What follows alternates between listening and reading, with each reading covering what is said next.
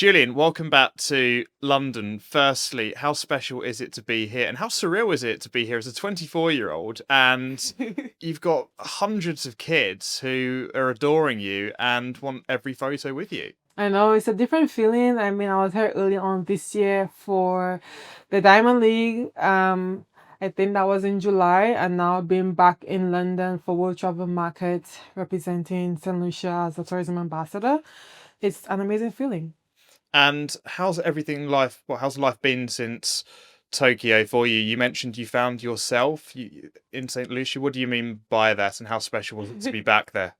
I mean, being a daughter of the soil, being born and raised in St. Lucia, there's actually no place like home. So I got a chance to go back to St. Lucia, be with my family, be around those, who just know me for who I am, despite who I am on the track.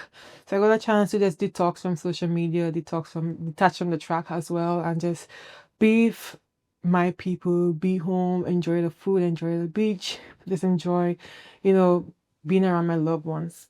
You mentioned to me, I think in Brussels 2 years ago, and you mentioned it tonight as well, about when you went from St. Lucia to Jamaica, your mum said, follow your dream in that note that she left you. When you're here tonight and you're with all these kids, I mean, what goes through your mind? Because you've been through this journey. Exactly. As I said to one of the young girls tonight, to just really have fun and to just never give up. And I could just think of the times when I wanted to give up and thinking of the note my mom left for me. And just seeing how many parents are out here supporting my practice is just so amazing to see because our parents' support really do mean a lot to us. I mean, I had my dad who passed away 2013 and also my mom as well. So just seeing the amount of parents who are out here supporting their children is such an amazing feeling, and just seeing how they look up to me and how excited that they are. I mean, it definitely motivates me to go back to the track, knowing that I have, younger generation looking up to me and, wanting to do it for them as well. And you're an ambassador for St. Lucia. I mean, the country named a day after you as well. I mean, where do you want to see athletics go in St. Lucia generally in 5 years, 10 years? And how much of a part do you want to be of that as well? I think as much as using as an ambassador, using my voice and my image to, promote my country. Sorry, I think the same thing for sports, and doing so well as an athlete. I wanted to give back. I want to give back to the younger generation of Saint Lucia, younger athletes, not just in track and field, but just all sports in Saint Lucia. And in the near future, hoping to have more and more, national champions, Olympic champions, world champions as well, and wanted to do my part by giving back and supporting them, whether it's just through meeting with them one on one or just giving back from my foundation. And you mentioned obviously being back in St. Lucia after Tokyo. Did that allow you time to properly process not just this year but last year? Because these past 2 years, in different ways, have been a bit of a whirlwind for you. It has been. I mean, on both occasions, I mean, I was still celebrating and I was still showed love in San Lucia despite because I just realized the impact that I have back home and just the love that they show me despite, the outcomes. And I really got a chance to see that this year after coming off of a high in Paris and returning with a bronze medal this year, it just shows that they support me no matter what and just the love for me in general.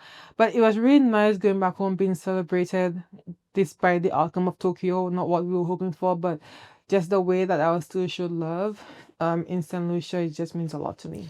When you think about it, though, that you are still an Olympic 100-meter champion, that will never ever be taken away from you. And Right. actually, if you were to put the 2 years together, a bronze in Tokyo, given the circumstances, I'm aware you mentioned the cramp as well Yes. at that point. I mean, how do you put the last 2 years into perspective, and how much have you learnt during that period?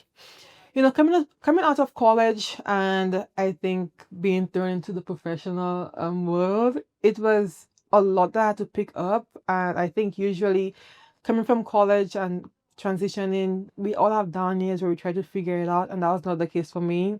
Becoming the Olympic champion right after I came from college, it was a lot that I had to learn. I have a great team around me who obviously supported me during that time, and also this year wearing that heavy crown, as I mentioned right after Tokyo, it's a lot to put together. But I have an amazing team who supports me and who helps me to figure it out along the way. It's just a psychologist, I have my coach, I have my agent, I have people at Texas, just the team in general, who's there to support me throughout it. And how important is Edric Florial for you as well? And I guess on that learning aspect, what has he taught you most about athletics generally?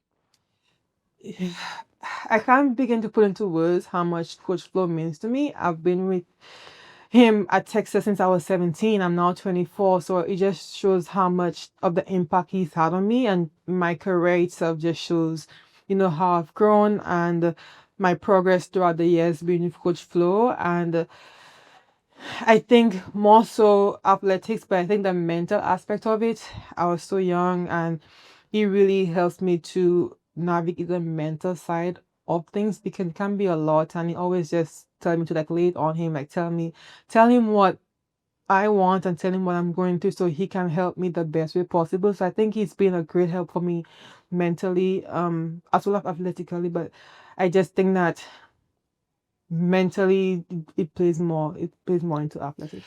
It does beg the question, what can you do next year? 100 meter PB, 10.72, 21.71 over the 200s.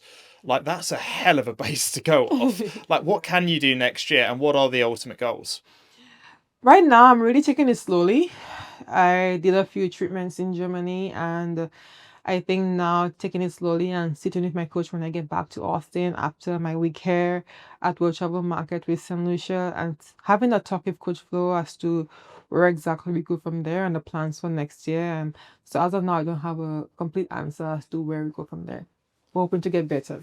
And I have to ask if there's a final thing that, here at Highgate Harriers this evening, if there's a final thing that you would want to say to the kids here about your journey and the hope that that gives to them, what would that be? I mean, I've already said it, just not giving up on their dreams and having fun in the process. I mean, they're so young, and sometimes the pressure from our parents can definitely make us stop having fun while we're so young. But I would just say to them, have fun during the time and enjoy the youthful years. And because some days when you become professional, you start chasing all those different goals and it'll become your livelihood at some point in time where it wouldn't be as fun because soon it'll turn into pressure. So I'll say to them to have fun in the younger years and, enjoy the sport and know what they want at that time and to just never give up at that age. I mean, when I was young, I may have lost a couple of times and I'm glad I kept going.